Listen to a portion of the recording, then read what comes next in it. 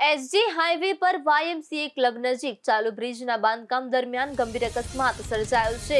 Diversion માટે bridge નીચે લગાવવામાં આવેલા બેરિકેડ પતરા અચાનક એક રિક્ષા પર પડતા આ દુર્ઘટના બની હતી।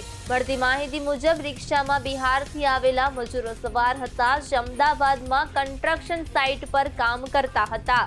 પતરા પડતા જ અકસ્માત એટલો ગંભીર બન્યો કે એક મજૂરનું સ્થળ પર જ મોત થયું, જ્યારે અન્ય મુસાફરો ગંભીર રીતે ઘાયલ થયા છે। ઘટનાની જાણ થતાં જ સ્થાનિક પોલીસ અને 108 એમ્બ્યુલન્સ ટીમ તાત્કાલિક સ્થળ પર પહોંચી અને તમામ ઘાયલોને સિવિલ હોસ્પિટલ ખાતે સારવાર માટે ખસેડવામાં આવ્યા છે। આ ઘટના પછી કોન્ટ્રાક્ટરની ગંભીર બેદરકારી સામે સવાલો ઊભા થયા છે।